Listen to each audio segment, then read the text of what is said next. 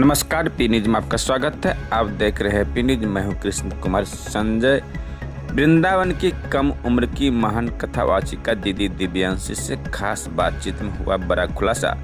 बिहार के समस्तीपुर जिले के सिंघिया प्रखंड के सालेपुर पंचायत स्थित अग्रौल ग्राम में आयोजित माता काली पूजा के अवसर पर वृंदावन की सुप्रसिद्ध युवा कथावाचिका दीदी दिव्यांशी ने अपने प्रवचन से श्रद्धालुओं को भक्ति रस में सरोवर कर दिया।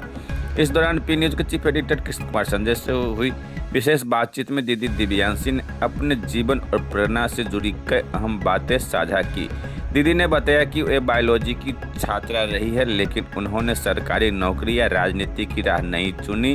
उन्होंने कहा, मैंने जीवन का उद्देश्य धन या पद नहीं बल्कि भगवान ठाकुर जी की भक्ति और सनातन धर्म की सेवा को बनाया।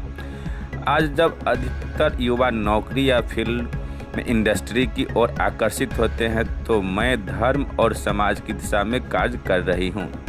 उन्होंने आगे बताया कि अग्रौल आने पर उन्हें अपनेपन और स्नेह का अद्भुत अनुभव हुआ। यहाँ के लोगों ने जो प्यार और सम्मान दिया उससे लगा ही नहीं कि मैं किसी दूसरी जगह से आई हूँ।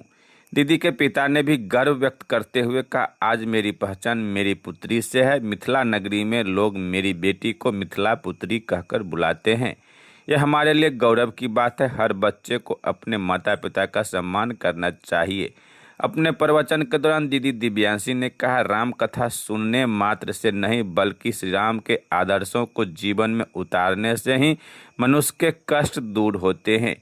पूजा समिति के सचिव सह पुलिस मित्र शशि भूषण झा ने बताया कि उन्होंने अब तक ऐसा प्रेरणादायी कथा प्रवचन नहीं सुना। वहीं ग्रामीण शिक्षक ज्ञानेश्वर झा ने कहा, दीदी दिव्यांशी की कथा अत्यंत रोमांचक और ज्ञानवर्धक रही। प्रयास करूंगा कि अगली बार इन्हें 1 महीने का श्री राम कथा करने के लिए आमंत्रित किया जाए। प्रवचन के दौरान श्रद्धालुओं, बच्चे, महिला और बुजुर्ग सभी भक्ति रस में झूम उठे और पूरा वातावरण जय श्री राम के जयकारों से गूंज उठा। इस न्यूज का अधिक से अधिक लाइक कीजिए, शेयर कीजिए, सब्सक्राइब कीजिए, कमेंट कीजिए। हाँ, ये बताइए, जो आप जो है एक लड़की होके, लड़की लोग तो बहुत होता है जो हम जॉब में, सरकारी जॉब में जाए, बहुत ऐसा है जो ग्लैमर्स में जाना पसंद करती है, बहुत जो है जो फिल्म दुनिया में जाना पसंद करती है, वो तो राजनेत्री बननी चाहती है। लेकिन आपने अध्यात्म में ही ऐसा क्या लगा था जिसमें ही आप आए? सबसे पहले तो आप सबको जय सिया राम। और दूसरी बात, जैसा आपने प्रश्न किया कि आज के समय में बच्चियां राजनीतिक में जाना चाहती हैं कि राजनीति कैसे करें या जॉब कैसे करें, जॉब में जाना चाहती हैं, सेल्फ डिपेंड बनना चाहती हैं। ठाकुर जी की कुछ कृपा है, ये हम नहीं कहेंगे कि हमने ये स्वतः ही चयन किया है। हमारा ये सौभाग्य है कि ठाकुर जी ने अपनी सेवा करने के लिए हमारा चयन किया है।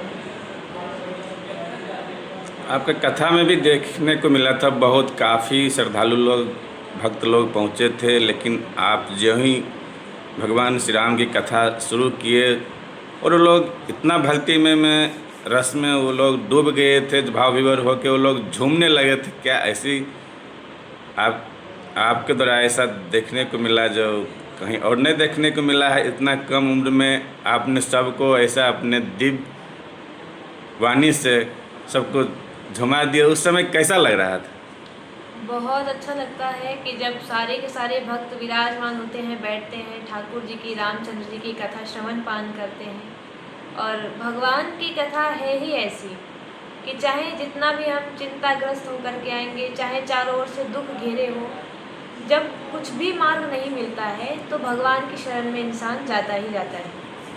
तो भगवान की कथाएं तो ऐसी हैं कि शांति मिलती है, और जब तन मन से शांति मिलेगी तभी इंसान को आनंद आएगा, तभी वो झूमेगा। समस्तीपुर जिले के सिंघिया प्रखंड के अग्रौल में जब आप आए जी, यहाँ का लोगों का प्रेम, स्नेह, प्यार कैसा लग रहा था? सदैव के जैसा ही प्रेम है। कभी भी यहाँ के लोगों ने मुझे ये अनुभव होने ही नहीं दिया कि मैं कहीं बाहर से आई हूँ या कानपुर की हूँ। ऐसा लगता है कि हमारे यूपी वाले भी यही कहते हैं कि बिहार तो, मिथिला तो तुम्हारा दूसरा घर हो गया है। तो ये मेरा सब परिवार है। अभी तक बिहार में कहाँ कहाँ कथा कर चुके हैं? काफ़ी बार आ चुके हैं बिहार में, और कई जगह कथा हो चुकी है। दरभंगा में, लहरिया सराय, मोहनपुर, सिंहवाड़ा, भरवाड़ा, और यहाँ पर भी अब ठाकुर जी ने सेवा के लिए बुलाया है। सनातनी हिंदू धर्म के लिए लोगों को क्या उपदेश देना चाहते हैं, क्या करना चाहिए उनको अपने धर्म के प्रति? कथाओं के माध्यम से हम यही बताते हैं कि रामचंद्र जी की केवल कथा सुनने से कल्याण नहीं होगा, अपितु कथा श्रवण पान करके जो रामचंद्र जी का व्यक्तित्व है, जो उनका स्वभाव है, वो अपने जीवन में भी उतारना चाहिए। क्योंकि आज के समय में हम देखते हैं कि वॉलपेपर लग जाता है रामचंद्र जी के नाम का, रिंगटोन लगा लेंगे, राम आएंगे तो अंगना सजाएंगे। लेकिन घर में अगर अतिथि आ जाता है तो हमारा ऐसा मुंह बन जाता है कि हम सेवा करना नहीं चाहते हैं। तो केवल कथा सुनने से कल्याण नहीं होगा, लाभ नहीं होगा। रामचंद्र जी के जो स्वभाव है, जो उनका चरित्र है, जो उनके आदर्श है, वो हमारे अंदर भी झलकने चाहिए, जो कथा के माध्यम से हम पूर्णतः समझाने का प्रयास करते हैं। जी। दीदी दिव्यांशी तो पूरा ग्रोल नहीं, पूरा इस समस्तीपुर जिला में नाम रोशन कर दी, अपनी कथा से लोगों को झुमा दी।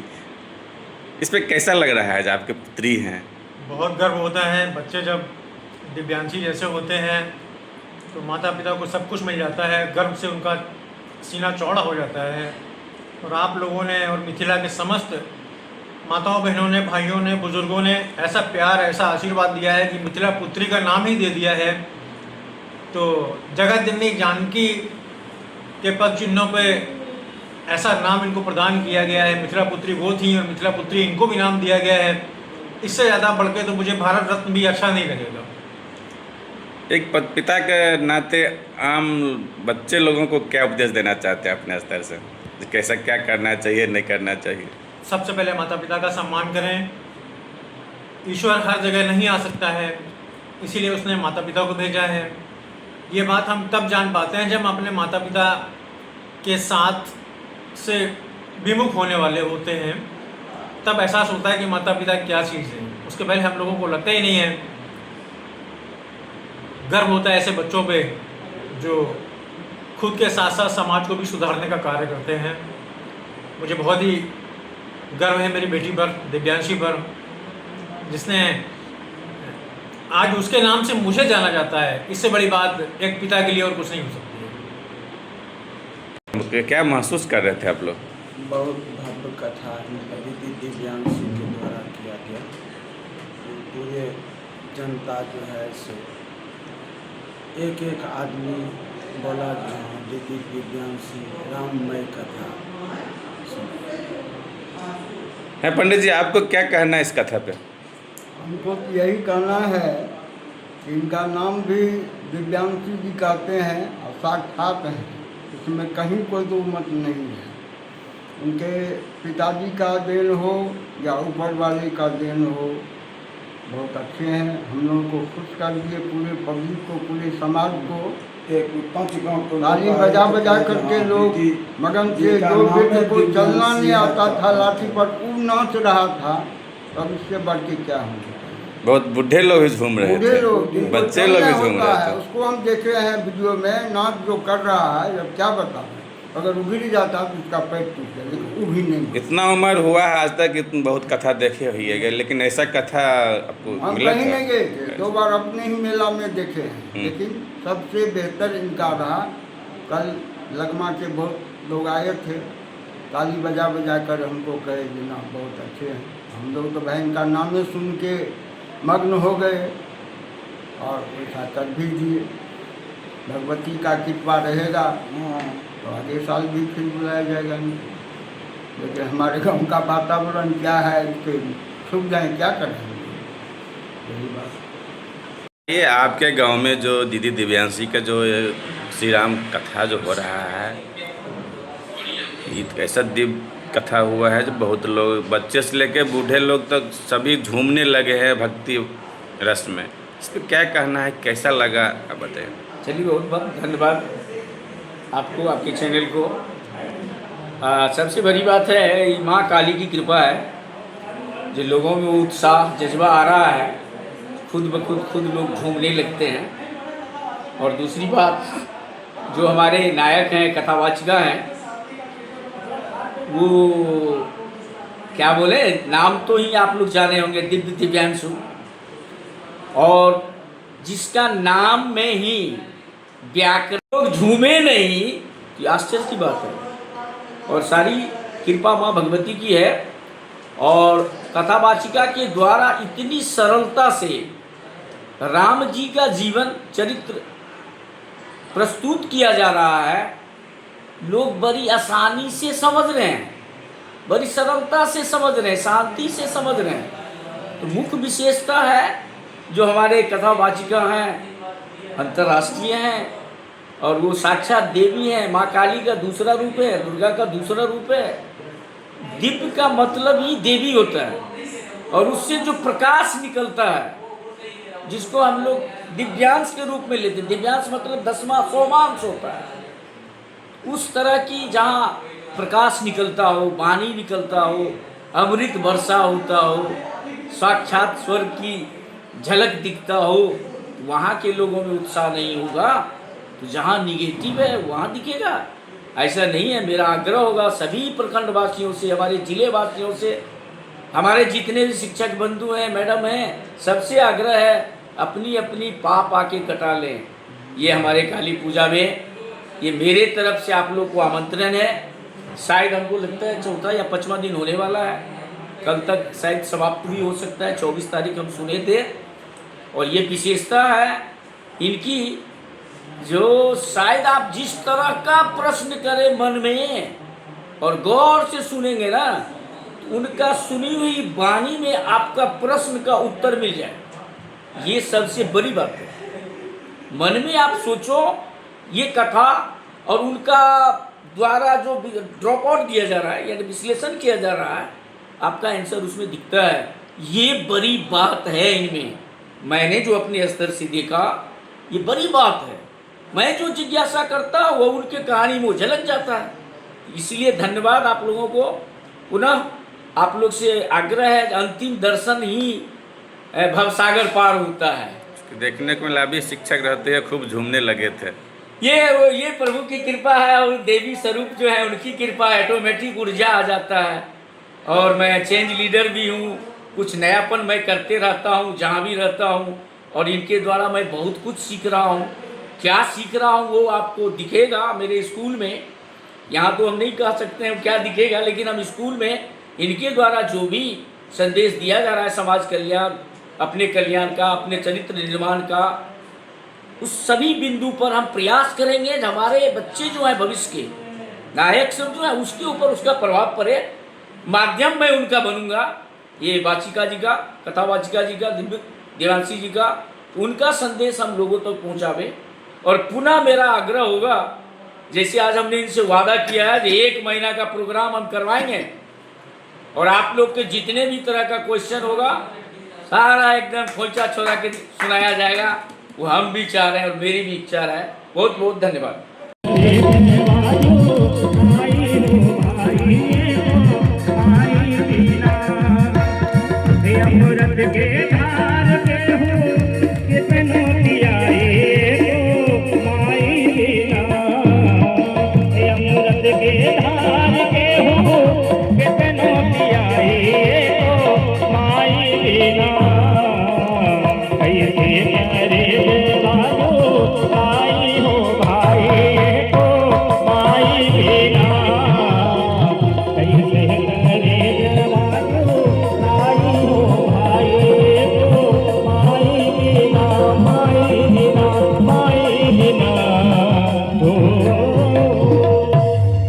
काली मैया की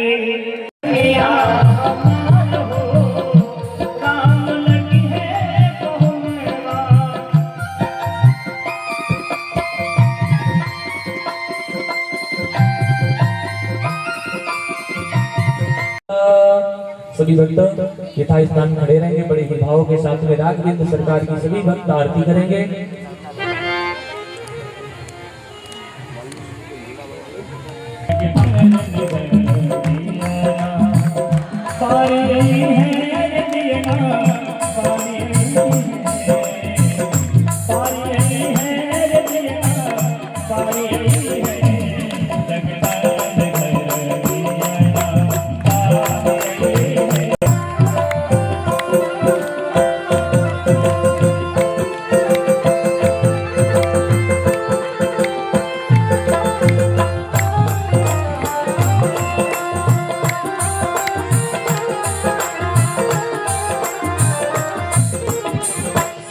के सुराही गंगा जल पानी, सोने के सुराही गंगा जल पानी, मैया जी के चरण पखारे, मैया जी के चरण पखारे, जगदम्बा